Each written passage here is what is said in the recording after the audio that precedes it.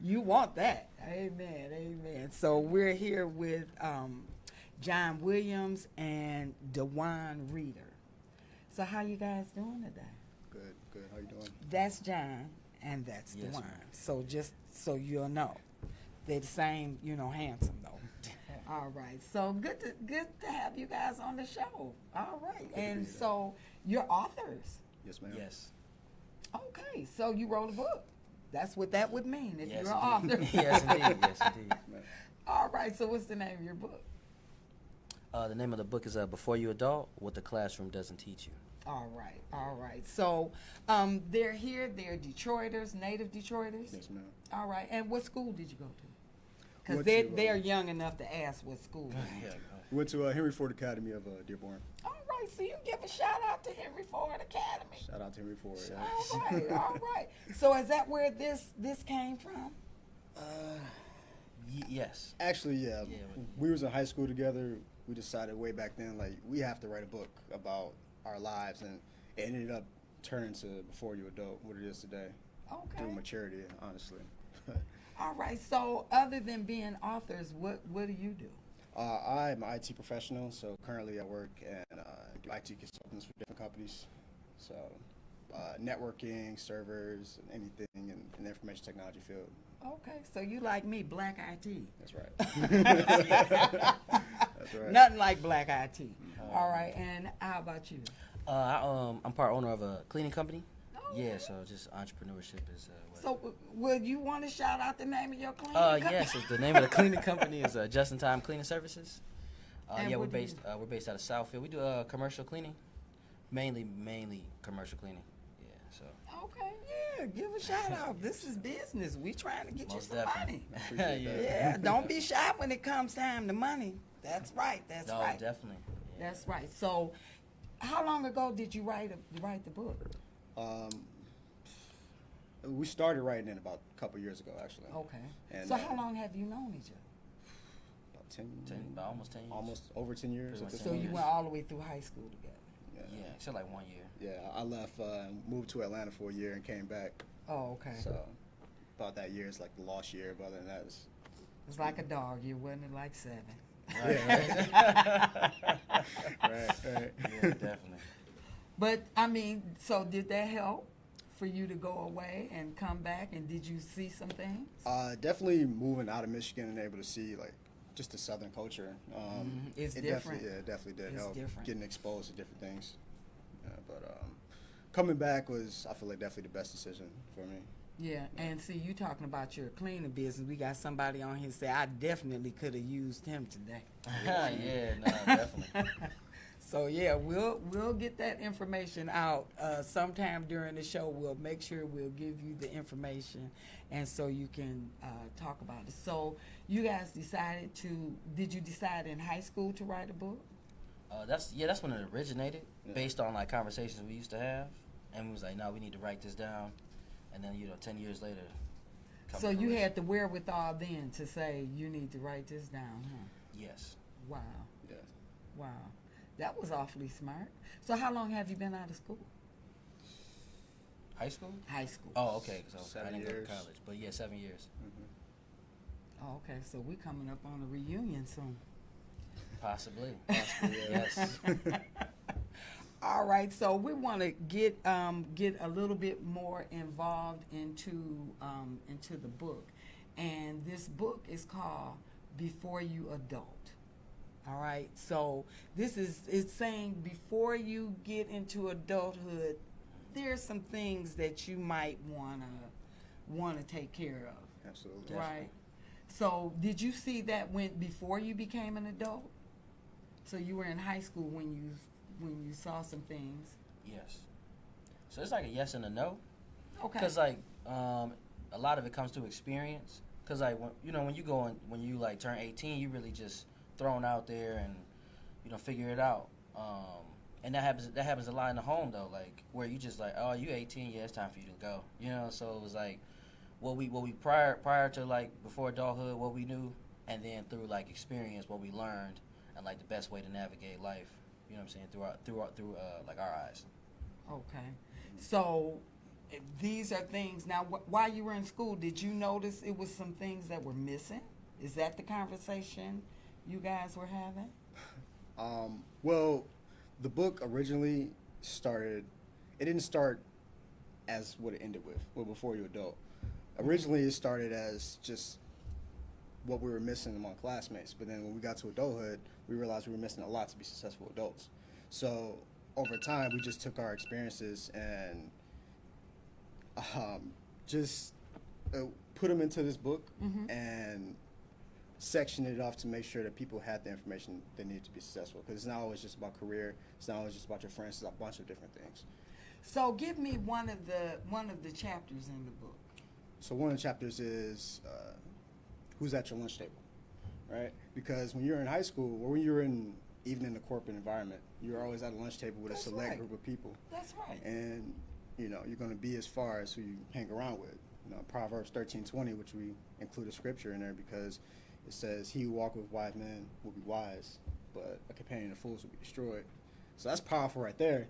Whereas, all right, we got to make sure we have our circle together too, because some people will bring you up and some people bring you down. Now we have some ministers out here. I want you to get that. Who's at your lunch table? That can be preached. That whole thing. So you figured it can be preached, it can be written about, right? Yes, ma'am. So you wrote that whole thing. Who's at your lunch table? And so what do you think is the importance of setting up your lunch table with the right people? What kind of people? I mean, it would be up for you to decide on, like, based on your goals, based on, your morals, and what you think is important. Because, like, sometimes even with, like, family or just somebody you grew up with where they just there and you like, well, they've been with me for so long, I can't get rid of them. But it's like, no, are they draining you? Are they really beneficial to, like, your lifestyle and where you want to go? So that was, like, one of those things where it's like, no, I need to cut back on, like, certain person or certain people and kind of isolate yourself first in order, and finding who you are first and then understanding who you need around you, to progress in life. Now that wasn't just for the young people. That was for the grown folks. We need to sometimes get isolated. Right. Just to see, who am I? What's going on in me? Where am I going? So I need to have the right people around me to move in that direction. Because if I got somebody that's going here, they're pulling me here. I'm trying to get over there. Exactly. So you need to have the right. All right. Y'all know that's one of my favorite songs. I could play that every day. That's Lisa Page Brooks, My Life. And we're talking about our life. All right. And before we adult. And we're here with John and DeJuan, and we're just so happy to have you guys here. And they are authors at their young age. And they wrote this book, and they're talking about it. Now, this book, it's before you adult. So these are some of the things that you need to know before you become an adult. Why was this book needed? Why do you think this book was needed? Okay. This book was needed basically because I saw a trend, and the trend was parents are overworked, not really home enough to teach these kids these life skills to be successful adults. And we're not necessarily learning these things in school either. So instead of the same cycle, which is, we hit 18, we assume a massive amount of debt, and then we don't know what to do with it, why don't we just fix it, nip it in the bud in high school or even before people become an adult? So we teach them, like, hey, if you want to be a successful adult, these are the bare basics. And honestly, you can learn everything we're teaching in the Bible as well. But, we just condense it. So you guys are saved? Yes. ma'am. Okay. Yes. All right. Do you attend the local church? Yes, I do. Well, give a shout out to your church. Okay. I attend Jesus Christ Anointed Ministries. All right. Yes. All right. Based out of Wayne, Michigan. Okay. All right. So yeah, there's nothing wrong with a good shout out, but you said that before you grow up, and there's no one to teach you some of the things that you need. We learn in school, reading, writing, and arithmetic. And Right. now we don't even learn writing much anymore, but you know, but we learn some of those things, but we don't learn life. Right. You know, and the things, even how to get along with one another. Like you brought out some of the things you can get in the Bible, but most people don't open up the Bible, or either they say it's just too much for me. So how can we reach people of your generation, people of your age?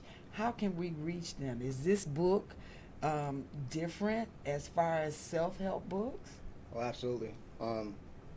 Besides the use of modern language, you know, we geared this book toward 2019 in the future, right? We're in the age of information. Yeah. So there's never a time where you don't know anything, because you can simply just Google it and find the answer. Yeah. But you have to learn how to use that and apply that to your life to continue to be knowledgeable, continue to know. Now, what I found out, though, is a lot of people in you guys' generation, you have more power than we had going to the moon. But you very seldom see, you know, young people saying, "Oh, I'm going to look up this information," or "I'm going." What can we do? Because the information is here. Just it's the mindset shift, where when you go on social media or the internet, you're just consuming, you know, just entertainment. Yeah, you are. Where it's kind of like I honestly I just thought about it's kind of like a credit card. When you get a credit card, you're not taught how to actually really use it. So, hey, look, there's some extra money. Pretty much like when I got my first credit card, I had $500, and I was like, oh, cool, I got $500 extra. Right? Yeah, that's exactly what I did. And I went to the store and bought some Timbs. And say $4.99. Yeah, right. Yeah, right. And I'm like, I'll pay later. I wasn't told like there's like a cap where you should actually have it at, and then I wasn't told that, hey, no, you can make money off of this money. Where that's what I was saying with social media and the internet, it's like you're consuming entertainment instead of like knowledge to like bring wealth. Where like that same thing with the credit card, you're using it for entertainment instead of using it to like leverage, where it's like this is extra money where I can create more money. Right. So that's why it actually goes like hand in hand to me. Yeah, and I don't think we even tell young people about interest. Right. You know, and the interest rate, because that $500 Right, that exactly. you just got, if you pay it back the way they tell you to pay back, Right, you probably exactly. gonna pay back about $2,000. Exactly. No, you most know, definitely. you're gonna end up paying that back according to the interest rate. But they really, I don't know. When I was in school, they kind of glossed over it. Do they even teach that? So at our specific school, we had a senior year. We had a class called financial algebra, where we, like you said, glossed over. It was just they were just showing us equations about and just informing us about credit. They didn't necessarily tell us how to manage it or like things you can actually do with it. So that's why I'm saying when I got into adulthood, my credit was like phenomenal. But then like I wasn't told how to manage it, so it like quickly went down. So what did you do about that? Now, a lot of people that are out here, even they may not be young people. Right. They may be in the boat where they got a credit card, took that $500, and now they're paying, you know, Right. through the nose for it. How do you remedy that? Did you know, is there something in your book that teaches people about that, or is it just something that we just need to talk about as adults? To remedy like the debt? Yeah. Yeah, where it's Or don't buy. Or every, don't- yeah, don't don't. go in there with $500 Yeah. and spend the $500. right, spend the honestly use the debit card. I mean, not use the credit card like a debit card. You know, like that's $500, but Yeah, I got treat to it. pay it. Yeah, Yeah, it's treat it mine. like it's actually in your bank account. So when you use it, you put the extra money in the other account on the card. You know what I'm saying?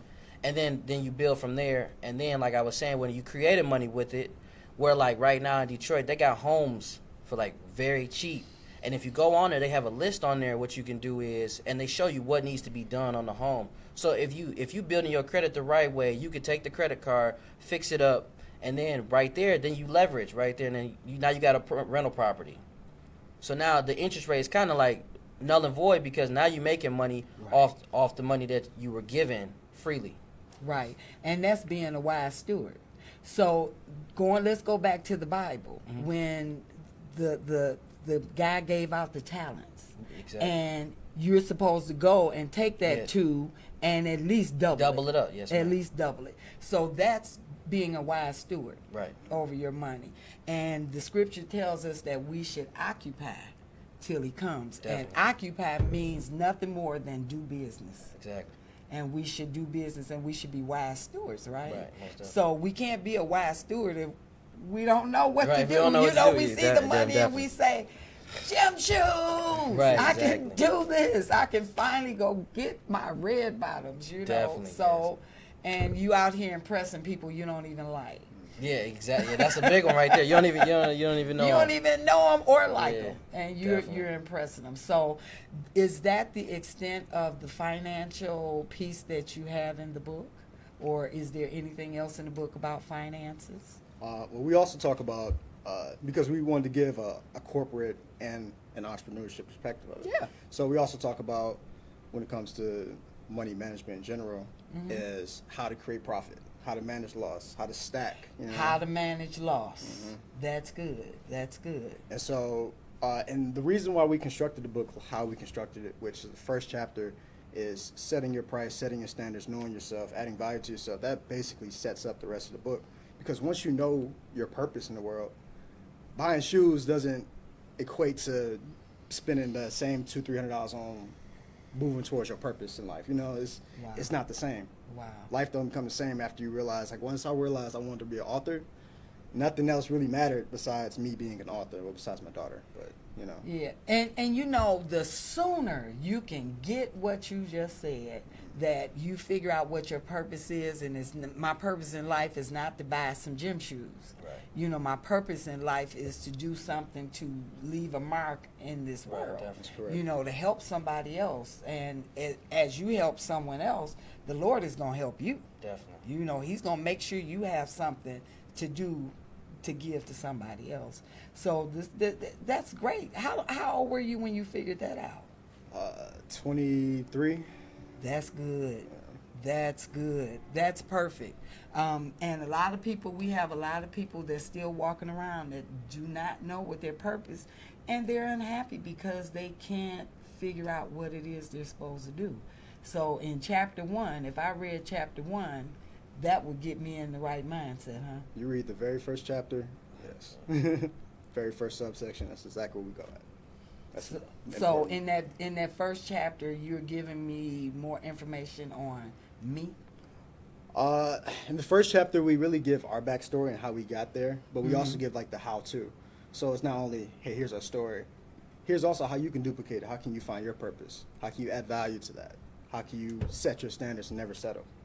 It's all that in there in that first chapter. Never settle. Never settle. Standards. Yes, ma'am. Yeah, yes, indeed. Wow. I mean, you know, it's not that easy to find young people talking about standards. You know, you usually hear them say, you know, whatever. Right. I'll take whatever. And you're saying, no, I have standards. That's good. And so you talk about that in chapter number 1. Yes, yeah, that's one of the sub chapters to the first chapter. Yes. Okay. So how long ago did you write this book?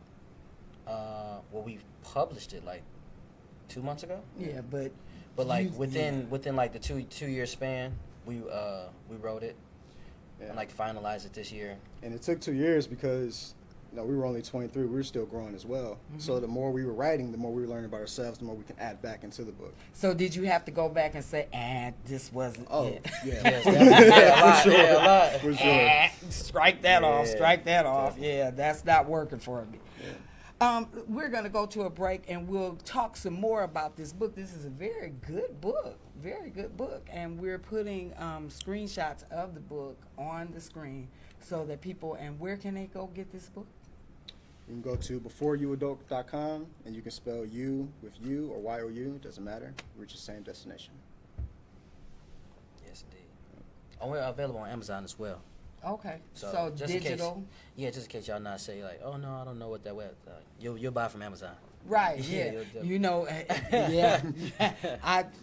I'm a big Amazon Right, person. yeah. So let's go to a song. We're going to hear from our girl, Angie Spivey. Let him work it out. Angie Spivey, our friend, Pastor Angie Spivey now from Chicago. We'll hear from her. Let him work it out. Thanks so much for watching WVTC. Share this on your page, like it, and we'll be right back after this song. All right. That was our girl, Pastor Angie Spivey, out of Chicago, Illinois. These are the Twin Towers of Gospel. WVTC, as you know, it started in Chicago, and this is the Detroit side of the house. So we're the Twin Towers of Gospel music. Can't get better music than Detroit and Chicago gospel. Amen, amen. So we're here today with two fine young men. That's what my pastor used to call all of them. Just fine young man, just a fine young man. These are two great young men here, and they are both authors, and they just wrote a book, Before You Adult. And this is things that you should know before you are grown and out into the world. So, and again, as I was reading the book, it's just more than just them. I learned some stuff in the book. So it's a great read, and you too can get it. There are a few chapters in the book. I want you to tell me about what you talked about when you said set your price. What does that mean? Set your price for what? Set your price is pretty much knowing yourself. So you have, like you set a standard. So you know what you're not willing to go under. Like in business, we have a price where when we go out and we bid on a contract, we give them that set price and then negotiate from there, whether it's not we're willing to do it or not. So same thing with set your price. You know who you are and what you'll do and take as a person. So when somebody comes at you or like an opportunity comes for you, it's like, am I below this or am I above this, or is it right where I want to be? So and within the first chapter, that's kind of where we give our stories. And it's like in the stories we find ourselves, and we come up with our price. We come up with what we're not willing to settle for, and then on top of that, it's like even adding value, so you can up your price, which that's a big one. When you become so good, it's like, okay, no, I need more. So that's what the first chapter is about. Right, because it's only one of you. Right, exactly.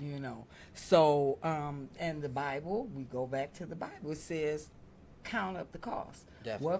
What man first sets out to build a building without counting up the cost. So before you go and you set your price, you got to know how much it's going to cost you to even do this. To even do it, yes. So some people set their price too low. Right. And then they mad when they walked out. I made $2, so I lost money. Right. You didn't know your price. Exactly. So this is your chapter tells you how to set your price. Right. That's good. That's good. So where do you set it? Are you always on the high end, or how do you know where to set your price? So just in the corporate world, you set your pay rate based on your skills. But you have to know your skills too, so you have to research and see, where's your competition's at. Yeah, you know the market. Exactly. Yeah. So, but it's also in that, it's also adding value to that. And what he was saying is adding value to your skills so that you can get paid more. And then right after that, we go into never settling for less and keep going. And so that just segues into the next chapter, which is our fear chapter. Okay. Yeah. So you never settle for less than what you're worth. Correct. Most definitely. Okay. All right. Well, we need to know that. We had a couple shows on, and I think a lot of times us as humans, we don't really know what we're worth. And we, even in dating situations, we don't know what we're worth, so we settle for first port in the storm. Yeah, no, definitely. Okay, it's raining. Let's pull on in here. Right, So, definitely. so you need to know your price. Now, you talked about you have a chapter that's called fear. What is that all about? So it's like you were saying with people who just jump into any relationship. They're afraid of being alone, which is probably why they settle for less.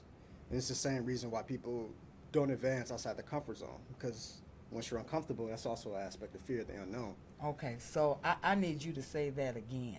They're afraid of being alone? Yes, ma'am. Afraid of being alone, and so you settle, like, okay, I won't be alone because I have this relationship. My fear is now negated. So I know this is not the relationship for me, but at least I'm not by myself. Right. Right. Yeah. And it's sad because, we're taught, Christians, like, you want you to fear God. Everything else is handled. So why are you settling? If God has these great blessings for you, why are you settling? Know yourself. Know you're a child of God. Next chapter, fear. Don't be afraid of anything. So what kind of things would you be afraid of? I mean, as a young person. See, I can look at this from me, but I have two young people here that can actually speak, to a generation. What are some of the fears that your generation is going through? One of them, which is in the book, where the subchapter is struggle.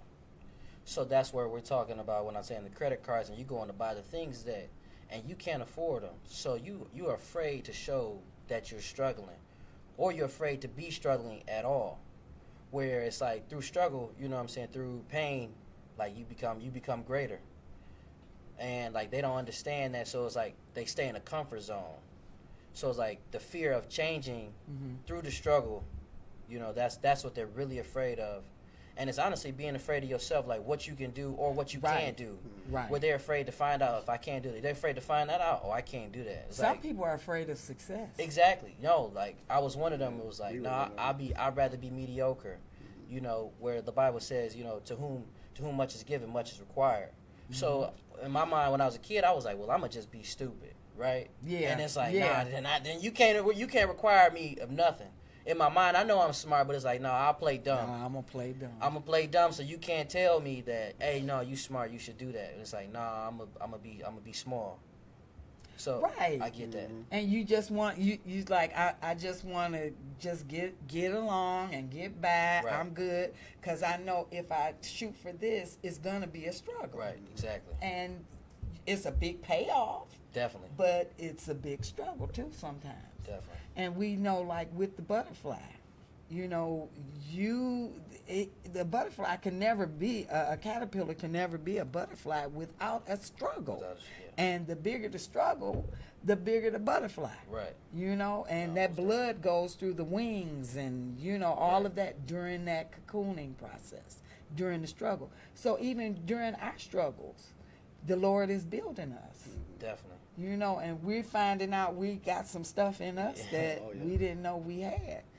So what other things are we afraid of? Failure. Or wasting our time, too. No one wants to go into the wrong direction. Wasting your time and failure. Failure. We are all afraid of failure because, what are some of the things the young people are afraid of, like as far as failing?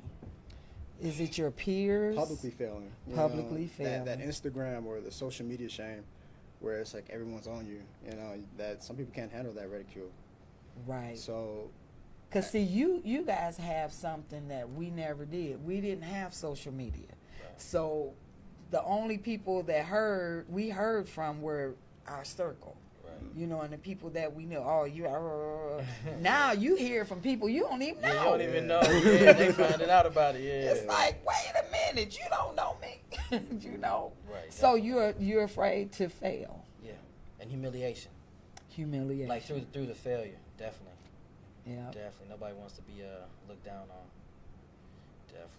So how do you recover from something like that? Say, I went out and I tried to do something, and at this particular time I failed. And it's no harm in failing because Thomas Edison failed 10,000 times. And it was 10,001. That's when the light bulb came. Right. But when you failing, you guys are up against public failure. How do you deal with that? It's honestly like keep going, because what people don't realize is that even though you failing, people are only really gonna see your success when you get it. So like in my business now, you would only see the success. You wouldn't see what we went through to get here. And with that, it's like, no, just keep going until success, because guess what? When you succeed, it's erased. Wow. So it's like, oh, wait, I knew you would make it. People say that. I knew you would make it.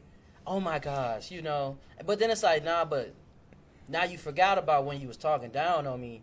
You know, you forgot about when I was, like, trying. It was like, so stuff wasn't going my way. Now it's like, oh, yeah, I knew you was going to be something. I bet you did. Yeah, Now, right. you know, Yeah, I right. didn't see you in the cheering section. You was on the other's court. Right. Yeah. So honestly, it's just perseverance and like just changing your mindset to block out like the social media things. Oh, You know what I'm saying? good. So, do you ever go off social media, or you just kind of block your mind to?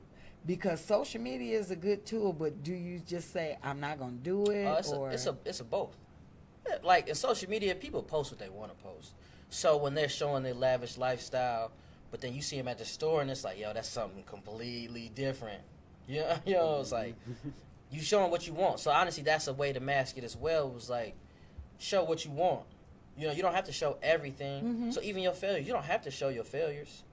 Why do they? I think it's just an outlet.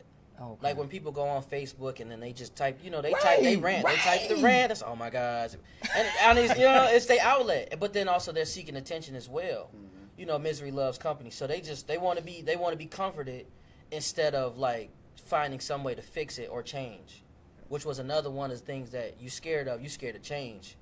You know, you like it's your comfort. Like you okay with being like mediocre, or you okay with being okay. You know, like you said, I could just get by.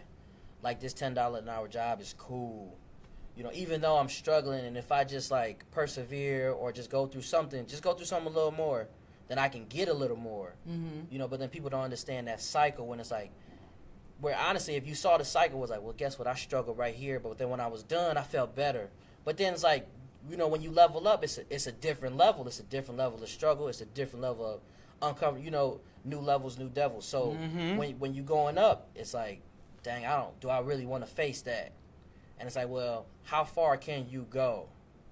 You know what I'm saying? Why are you scared to keep going? That's really what they're afraid. They're afraid to keep going, to be better, honestly. You know, so in that's what they're scared of. So that's where all my fear comes from. You said that's where all fear comes. Yeah, honestly, it comes from yourself. Yeah. You know, it's like the False evidence appearing real. Exactly. That's the acronym, you know, that we placed in there. I mean, I don't think we came up with it, but it's like, you know, it's placed in there. It's like, yo, it's not real if you keep going. No. Because honestly, once you're done, that really, I mean, it exists, but it only exists in your mind. Right. You know, it's a shadow. Exactly.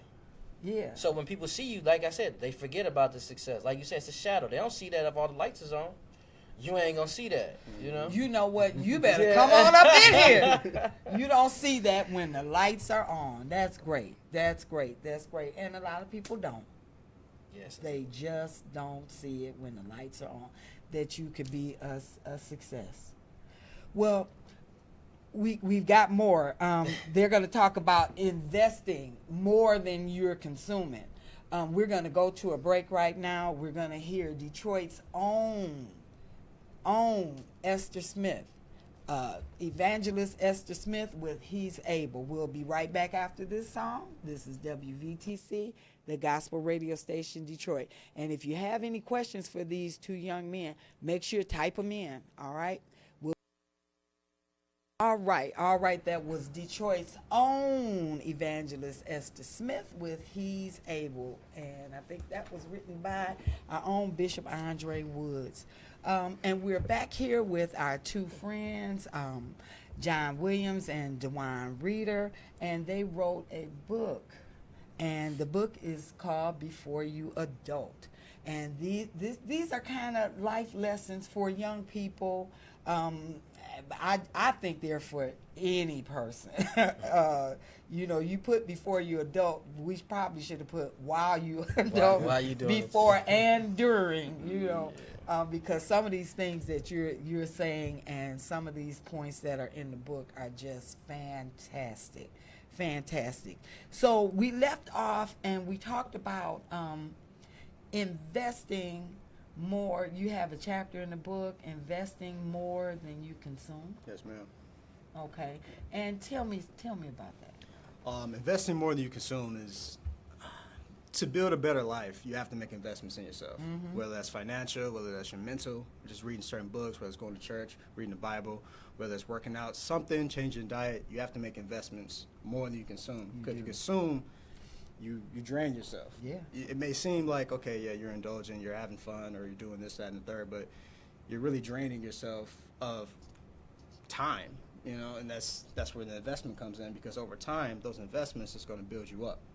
So we're talking there about how young people, for sure, like, we live for the weekend, right? We get through Monday through Friday, and just like school, as soon as the weekend hit, we're off, we're wilding, we're partying, we're doing whatever, and then what? Back at Monday, same stuff over again. Whether if you invested in that weekend, instead of going out to the club, maybe you read a book, or maybe you researched something that can help your goals, you know, maybe you worked out, something that improved your life instead of taking away from it. And the consuming that's America, you know, like, it makes us to a bunch of consumer, it plays on our emotions, and then what happens when we buy this item we so wanted? The feeling goes away. Right. But when you make an investment, and yeah, you may not see that same feeling right then and there, but if you make that investment over time, you know, you make investments to your body. Oh, you look in the mirror, oh, you like what you see. You know, you make investment to your pockets. Oh, my bank account is looking nice. Yeah, you know, get that piece of paper and you like, all right. Yeah. So, and we also talk about, you know, the regular investments, stocks, you know, real estate, why it's important to accumulate. Now, do you find that more young people are doing any type of investing? And I know you, of course, we can't speak for all, but do you see where there's more investing, or are we just, as especially as a race, just consumers? Yeah, you look at the neighborhoods, like I would say Dearborn, for example. You can go to Dearborn and you see that the Muslim community has really bought Dearborn. That's their community. Yes, they did. You go to Detroit and it's not the same. No, it's not. And I feel like maybe if we invested more into our community and actually owned our own real estate, then we can really start to build up our own communities as well, because now we can take pride in it. And when you spend money on something, I know my parents taught me this all the time, once you spend your money on it, it means a lot more. Instead of just, come on now. I'm just written. Come on now. You know? Because, I mean, you know, you can give people cars or give them whatever and they tear it up. But if it's your car and you pay for it, it's like, hold up, partner. Right, yeah, no, hold up. Yeah. You know, we're not going to do that. So, yeah, you got to invest more than we consume. How do you think we can get this message? Now, you put it in the book. That's great, and we're going to give some more information. But how can we get this message of uplifting our community? We have to start somewhere. And your generation seems to be more conscientious about the environment, more conscientious about the community, more willing to make decisions and to make challenges on people. It comes with age. Back when I was growing up, it was like the Black Panthers, and you know, it's always a generation that's willing to fight for change. Are we fighting for change? You guys fighting for change? Absolutely. I think where we started is we have to start having these conversations. Yes. It's the same type of, like, it's the same thing where we talk about, like, oh, you don't talk about, like, money, politics, and all that stuff because it creates an argument. Well, I mean, clearly nothing's working, so we need to have that argument. We need to have that conversation. We need to uplift people, too, to, like, not only, like, the situation, but really their mentality. So we uplift mentalities by having that conversation and then consistently having that conversation until something's changed. Right. Yeah. And so, I mean, you know, we've got to get this word out to the young people and to just anybody that these things, investing in our community, you're never too old to invest in yourself. You're never too old to invest in your community. And even home ownership, you brought that up earlier. Home ownership is huge. I mean, you take more pride in something that is yours as opposed to you just renting, or you don't care about the grass, or you know, definitely. you don't care about the neighborhood value because you don't have money invested. Because if you know the rest of the neighborhood goes down, there goes my Yeah, money. yeah, money, yes. You know, so you try to keep your property up, and you hope everybody else is doing the same. Same thing. What can we do to get that message across? Because for a lot of older people, it's, you know, they're not looking to buy a house at 70 years old, at 60 years old. You kind of, you know, although, you know, I buy a house all the time, but, Yeah, you know, if you know, they're not looking to do that, but the young people, you guys are. How can we get you to invest in this community? It's just bringing awareness through your home first, cause like when you saying our community, like even though we all in the same community, that's still kind of like a cold market. Like I don't know you, even though you stay around the corner or you from the same area. I don't know you, so it's more so finding somebody like in your immediate circle that's already doing it or that has the mindset to change, to help, to like push, you know what I'm saying, to pour into. That's where I really think it starts. It starts in your own circle. You know, like with us, it's like it's me and him. We have friends. We have friends that we pretty much gave this information to before we, you know what I'm saying, before it's even on paper. So it's like, listen, it starts with us, and then here I'm gonna give it to you too. You know, first, because like you know me, Mm-hmm. you see what I've been through, you see where I'm going. Mm-hmm. So take it. Which one of our friends he did? So like he's slowly making adjustments. He's coming to us like, hey, look, I just did this, and it's like, oh, okay, that's cool. Like I like seeing you progress. You know, you're no longer acting mediocre anymore. Like even though it's at your own pace, Mhm. like I see you growing. Mm-hmm. You know, so that's what I'm saying. Where it's like you start with your warm market first. The people that you know, the people that'll listen. So you call that your warm market? The warm market, yeah. The people Okay, that you know, okay. yeah. And when you start, you know, you should start with them, and then like they have a warm market too. Yes, they like do. they know somebody you don't know, and then that's close to them, or that they'll listen, and that's how you spread. It's like just word of mouth more so. It's like, listen, I just told you this, now you give this information as well, Mhm. you know, and then like it'll spread. It's a ripple effect. It is. So you know when you saying like community, that to me that's like a cold statement where we got to point to know like, are you pouring into your own personal, are you pouring into your own personal community? You know, are you pouring into like when we was talking earlier about who's at your lunch table? Are you pouring into the people that's around you? You know, not the people that's at like a whole nother table. Right. You know, but they still in the Just same the room. folks in your Yeah. community. Are you know? Do you have like the song says, "I'd rather 10 lions than 100 sheep." So are you creating 10 lions around you, or are you just continuing to just feed sheep? You know, so like once y'all pack, they know somebody, so they'll pack, Mm-hmm. and then you know it blossoms. Mm-hmm. So that would be like my way of like community like outreach. So now you talked about Dearborn. Why don't we have our own? Why isn't Detroit, a community? United we stand, divided we fall. Right. So Are the young people trying to do anything to get this back, or they just feel our generation dropped the ball? You know, I really think it's more so like I'm out to get mine instead of we out to get Community. ours. You know, like for instance with like the Dearborn community, I used to do pest control, and one of the things that I thought was pretty cool was there's a neighborhood in Ann Arbor, and it was funny because like on the service ticket, the same name popped up on every service ticket. So I asked my boss, I said, why I keep going to this same area and you keep sending me on different days? Like, why don't I just service the whole? He said, oh, that guy owns all those houses. He owns 2 streets. All his entire family stays on the 2 streets. You know, I saw them running from house to house, like through the backyard, because their backyards are connected. So you just see all the kids just running to each other's houses, and they're all family. And this is what we're saying, like the Dearborn community. It's like that right there showed me like, no, they're there for each other. They're not just there for themselves. And when it's one guy's name on the list, it's like, no, he's there for his entire family. He's there for everybody. All these houses are brand new. They're like freshly built houses, and they control like the entire 2 streets. And when I saw that, I was like, yo, like we have to bring that to us now. It was like, that's why I was saying it starts at home first, where you build your community. and then you add to your community, and then somebody who's outside of your community, but they see what you're doing, but then they're like they're in yours, but they're like at a distance. Right. They make their own. Yeah. It's so like, it's like you got a circle, and this circle it overlaps just Right, a little yeah, bit just a lap, here, yeah. and then another circle, and exactly. then you just keep it going. Wow. And this is from young people. This is from young people. I think we got a chance.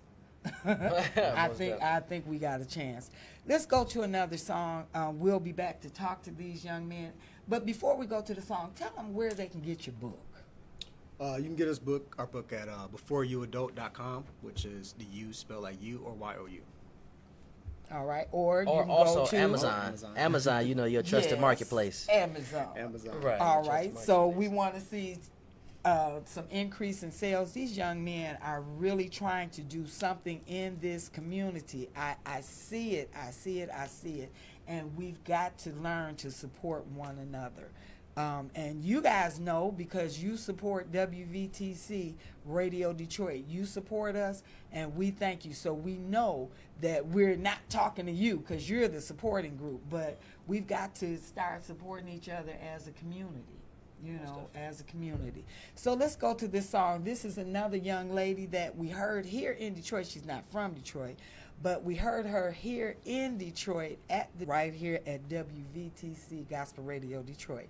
We're here with our friends John Williams and DeJuan Reeder, and they wrote a book. These are co-authors. They wrote a book, Before You Adult, and we've been here talking about things with the book and then some ideas outside of the book.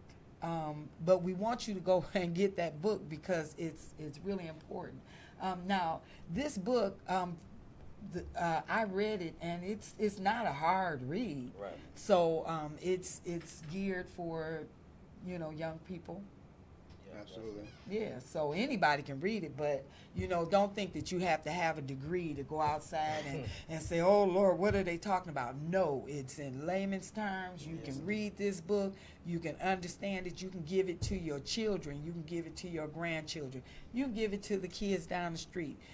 As we're buying graduation presents and back to school now, books to read back to school, this would be a perfect back to school read.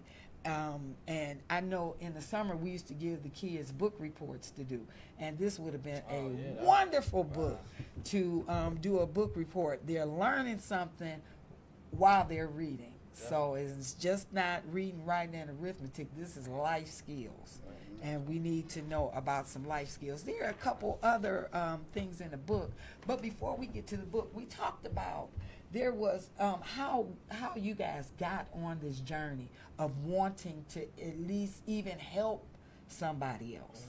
Okay, how'd you get on this journey to even want to help somebody else? Because most people are out for me, mine, us four, and no more. You know, so but you want to help others. Why is that? So when I was 23, I figured out, all right, I'm gonna write this book. And friend John, the content that I was writing was what me and him were talking about on the daily.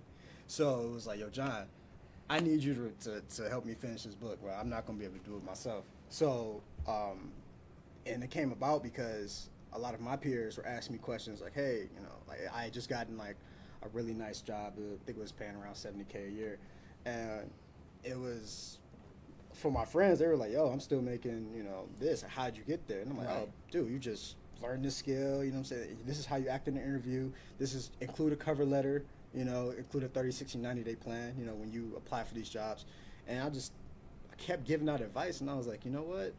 Well, I know just my friends aren't only dealing with this problem, so let me, you know, create a book. And John came in and he brought his entrepreneurship experience to it, and it evolved over time into this here. But what made me really like stop everything and just really want to write was this book called The Alchemist by Paulo Coelho. Yeah, And I like that book. Now that's The Alchemist. Yep. And the book's theme was basically like, hey, you can start your destiny at any time, but it's only when you started when you're going to realize like, okay, this is what God actually has planned for you. He's going to help you along the way. So I just took that as a sign, and I was like, you know what, let me just go ahead and just dive in. Right, because that book is really, it's deep. It's deep. It's real deep, and it's actually a life changer, because once you figure out that, as they call it in the book, the universe is there to help you, it's not there for you to, we're just gonna beat you down, but the scriptures tell us that I have plans for you. I know the thoughts that I have for you, and it's thoughts of good and not of evil, to bring you to an expected end. So in The Alchemist, it's they just use the universe is there, to help you to get to this place, and how you meet this person that's supposed to help you. And I think a lot of relationships we mess up, and the person is there, and they're part of our journey, because life is a journey, and that's what we're there for, is to be on this journey, right? Definitely. So now, how can we get the message to, you think the young people are getting it? Well, the message of to be successful? Well, everybody wants to be successful, but nobody wants to go through the steps it takes to be successful, I think it's realizing that there are steps to success, period. Like, there's no shortcut to it, you know? And if there is a shortcut, where you're the 0.001% that got there, So it's realizing, it's exactly our book. It's knowing yourself, knowing what you want to do with your life, expand, don't settle. And then you take responsibility for whatever comes your way. And, of course, always keep God first, and you'll be all right. Okay. It's pretty simple. So now you brought him along for his entrepreneurship skills. Well, it wasn't just that. Like I said, as I was writing the book, I would call John, like, hey, John, what you think about this? Let's bounce ideas off each other. And then, he laughed when I actually asked him to write it with me, because he was like, bro, I knew you was going to ask me. And I was like, well, yeah, dude, like, we are this book. Right, so, right. Come on in. But then, he also had a side I was missing. Like, I had tried entrepreneurship, but I wasn't successful in it. But I was successful in corporate. Okay. And so with him, he tried and got entrepreneurship success. So it's like, yo, we can really write this book for anybody, because not everybody belongs to the corporate. Got both. Right. Yeah. So, yeah. What about you, man? It's kind of the same, but more so like when I was a teenager, me and my brother started selling shoes, and we did all right, but then it was like, we need capital. Like, we need somebody to invest in us. Okay. And I talk about that in the book as well, where it was like, me and him had a conversation, like, who do we know that has money? And we're like, oh, that ain't nobody, So, but yeah, that's pretty bad. But I mean, that's a fact. That's a fact. So then that's when we were like, nah, okay, well, if we don't know nobody that has money, then we got to know each other. Like, we got to be the ones that has the money. So when you saying what made us like write the book, it was like, well, this is my way to like give back. When I'm sitting there, I don't know nobody that has like life skills or capital or just financial literacy, period. It's like, I don't know. I didn't have that, but now I have it. It's like, this is my chance. Exactly, this is my chance to give it. Like he's saying, we always having these conversations. This is pretty much like the majority of the time we talk, and it's nothing like unproductive. So it was like, okay, when we write it down, this is my way to like, okay, this is pretty much a chunk of everything I know, like the basics. This is what I needed when I asked, me and my brother asked the question. It was like, we don't have anything. It was like, well, here, now we can give somebody something when they say, well, I don't have anything. Well, here, this is where you start. Like you're saying, it's a process to everything. You don't start, you know what I'm saying? You got to go 1 to 10. You don't start at 10. So here go step 1 is like just changing your mental, changing the way you think. And then after that, like you're saying, expounding. After that, after you expound and after you find yourself and like something that works. Yeah. Like one of my favorite things is when you hear millionaires say it's not hard to be a millionaire. You just got to find somebody that does something that you could do, and you do it.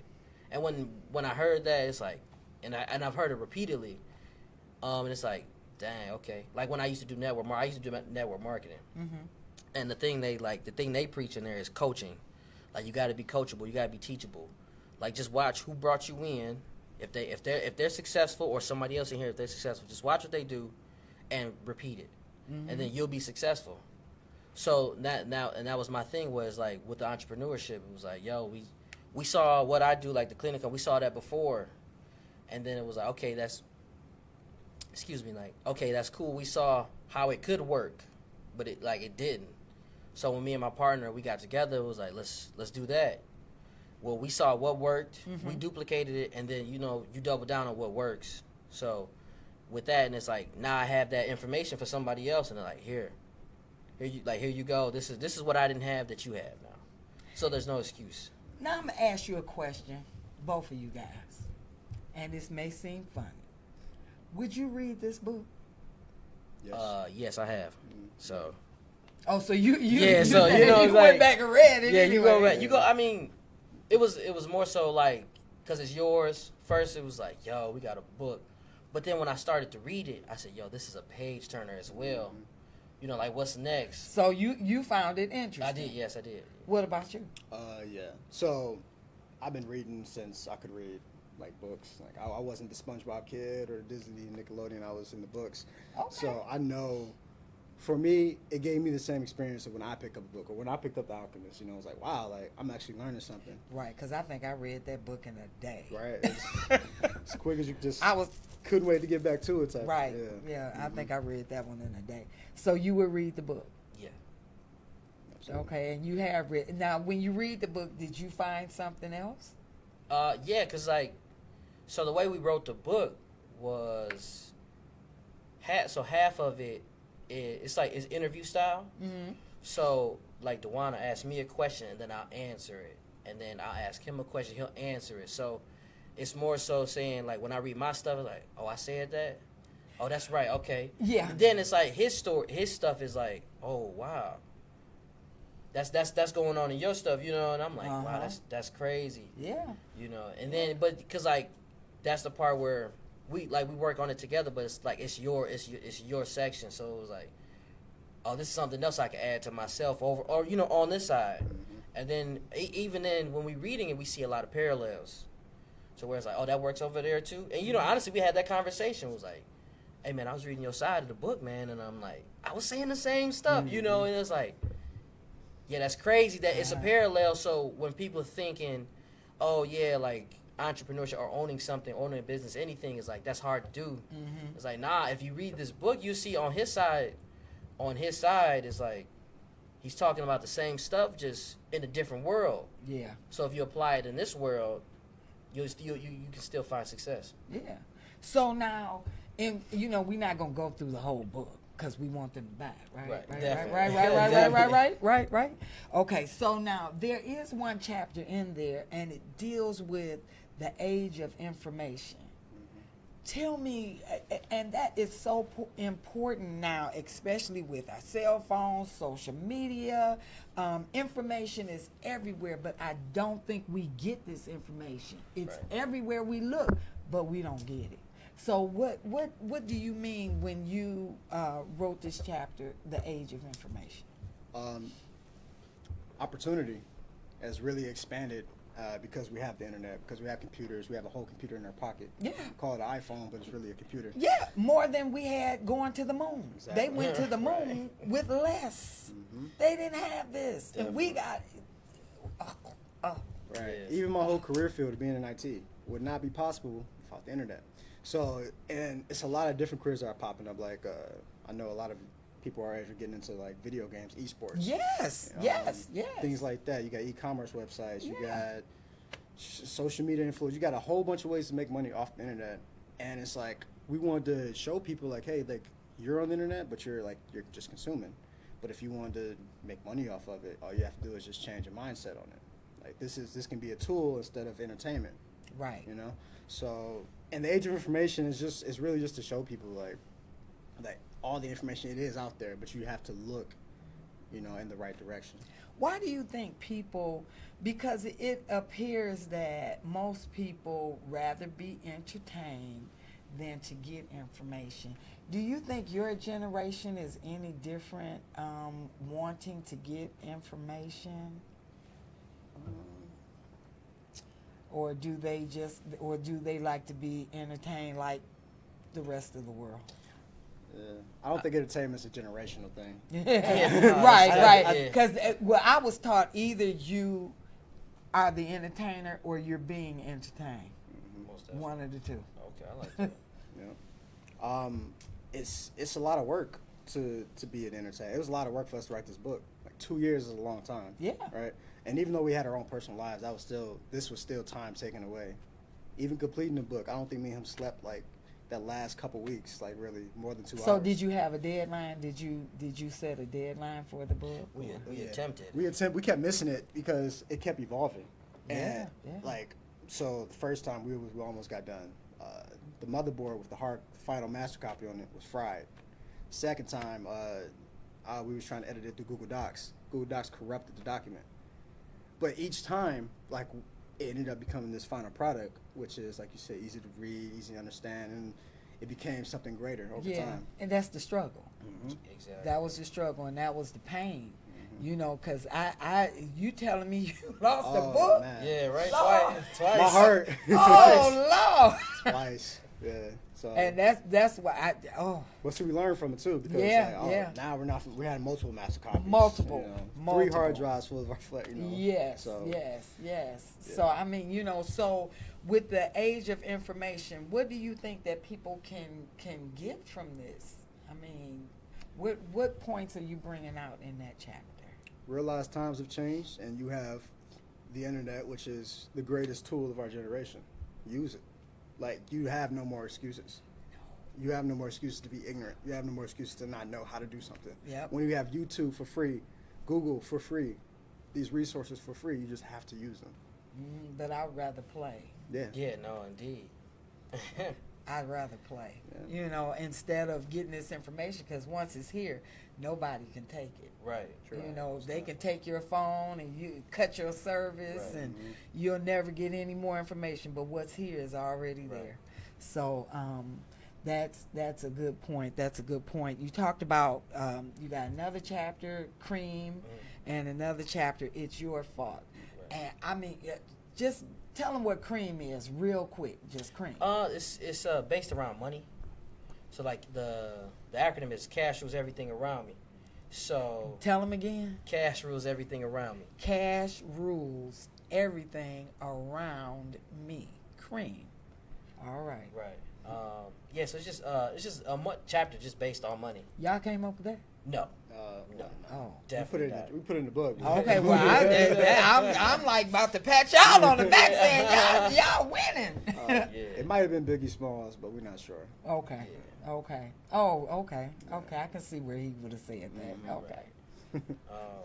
Yeah. So that chapter is just based around money, managing it, and how to like investing it, and then honestly simplifying it as well. Because that's a part where I was writing, where it's like in business, people don't go into business because they think it's like intricate.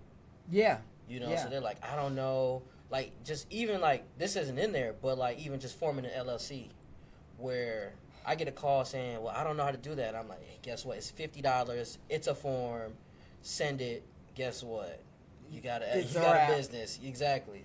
And like a lot of people don't know that, but then that was where we go back to age of information. Well, I learned that when I was like 16, when me and my brother was like, oh, it's only cost us like $50. You got 25? I'm like, Yeah. And I got also- 5 on. yeah, right, right, yeah, definitely. Also in age of information, we talk about like in IT, right? I got a pretty great job for me in IT. Yeah. I didn't go to college though.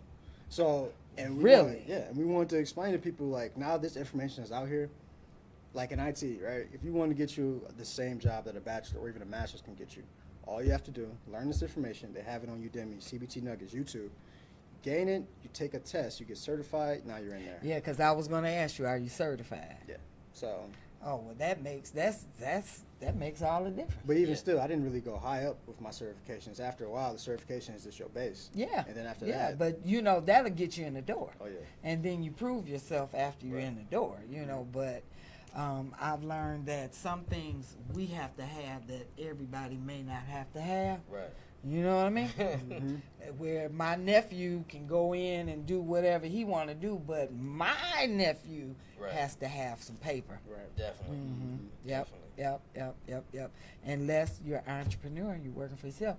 But if you're IT, you always work for yourself. You will never be out of money because Exactly. everybody's computer. Everybody. If you want to work for yourself, everybody's computer. And that's why I chose that career field. Mhm. It's recession, at this point, it's recession proof. It would Yeah. have to be a mass blackout for me to not have to work. Mass, and then they'll still be trying to find you. Turn the lights Right. on. Fix this. Soon as the lights come back on, put me back online. Yeah. And you, it's strange that people are really on to this online thing. You know, they're really, and you guys don't know what it is to not be online. It's true. A portion. It's true. I mean, we had the 90s a little bit, but It's after. like a very small Yeah, portion. very I small. still remember VHS. No, you know what? I'm trying to think. I was online. In the 90s? The dial-up. Yeah. that's I know funny. I had a I remember computer that. in the 80s. I had my first computer in the yeah. 80s. Well, you're right. We don't know. Yeah. And it was in the early 90s that I went online. AOL. Wow, that's good. And I was like, yes. I remember Blackstone was the first record I played, CD I played on my computer. Wow, that's crazy. Mm-hmm. Yes. So you know you're in a whole nother thing. It's a whole nother game for you all, and so you can do so much more. You can run so much faster Yes. and further than we did. I mean, you can gather your community right now. Yes. You can get online and say, okay, everybody meet me. You know how they have the little pop-ups or Yeah, something? yeah. Everybody meet me over here. You know, and usually people do it for the wrong purpose. Yeah, right. But, you know, we had no way of doing that other than having a daisy chain. You call her, you call her, you call two people, and we Right. already knew. But you can do it instantaneously. So, I mean, you've got so much in your hand, and you've got the right attitude. There's nothing that would prohibit you from going to the moon. Right. Most definitely. Nothing. Nothing. So where do you see yourself in 5 years? 5 years? 5 years. What are we talking? Are we talking like just? In life. Well, we best-selling authors. Bestsellers. Okay. Okay. New Blessed York artists and- New York Times bestsellers. Yes, indeed. Global Yeah. bestsellers. Okay. Yeah. For sure. Yeah. Oprah Book Club. Open book club. Yeah, that's Yeah. that'd be awesome. Right. So all we have to do, the social media is here. All we have to do is get you out there, right? Most definitely. Right. So you wrote the book. That's half the battle That's right it, yeah, there. that was putting the kind. That was actually probably the hardest. Yeah, and I'm going to say it's more than half the battle. You know, you wrote a book. It makes sense. I read the book, you know, portions of the book. It makes sense. It makes sense. So if you're out there listening, please go. Where can they go get the book? Tell them about where can they go get the book. You can get the book at beforeyouadult.com, and you can also find it on Amazon. Now, do they have, go to their website, the beforeyouadult.com, beforeyouadult.com, and we have it on the screen. Just go there. Make sure you hit their website. These are two young men who are out here that are trying to change their world, and they're trying to change the world around them. And what better thing could we do than support you? Most definitely. You know, what better thing could we do? So do you have any closing thoughts for the listeners? Why should they get the book? Give them closing thought or? Yeah, it's just it all starts with you. So at the end of the day, if you did watch this and you enjoyed it, or you enjoyed the information, it all starts with you and when you taking that step for change. Right. Okay. So- And buy that book. And buy the book. I'm gonna say that, yeah. So And if nothing, how much is the book? it's like $15. Okay. $14.99. $14.99, and we're supporting two young black men. And these are not black men that are out here trying to hit you upside the head. They're out here trying to do something. Let's encourage them by purchasing this book, and I can get it on Amazon. Yeah, you can get it All on right, Amazon. you Yeah, know, I that's- got you to know go on that- yeah, you gotta Amazon get to get the book. Yeah, It's that Amazon online- Prime too, so Oh, Yeah, you I'm have it on- within a oh couple man! days. So yeah. is it just a download, or, So do we you- have or it is it a both. physical copy? It's both. You have It Amazon depends- Kindle and ebook, and then you have the paperback as well. Okay, all right. So again, tell them what the name of the book is. Before you're adult, what the classroom doesn't teach you. Okay, and this is something you can give to your nieces, nephews, kids at church, young people anywhere. If you want to know, I don't know the gift to buy them, buy them a book. Purchase a book, buy them a book, and give it away. This is nothing going. It's only going to help that young person. Anybody that reads this book, it's only going to help them with some life lessons that we may have forgotten to tell. And sometimes what happens is we just assume we told you already. Right. You know, or you know, I've said it before. Oh, you weren't there when I said that, so you missed it. So to keep you from missing it, go ahead and purchase that book. Well, it was a pleasure, DeJuan and John, having you here. And again, we want to make sure that our listeners, WVTC Gospel Radio Station, Detroit, that you're going out and helping these young men. I want them to see a difference in the next 2 weeks. So we're going to give 2 weeks. I want them to see a difference in the sales. Let's get this book promoted because there's some good information in this book. Amen. All right. Thank you so much for coming on the show. Thank you so much. And thank you guys for listening to the Sandi Rose Show. Thank you for supporting WVTC Gospel Radio Station Detroit.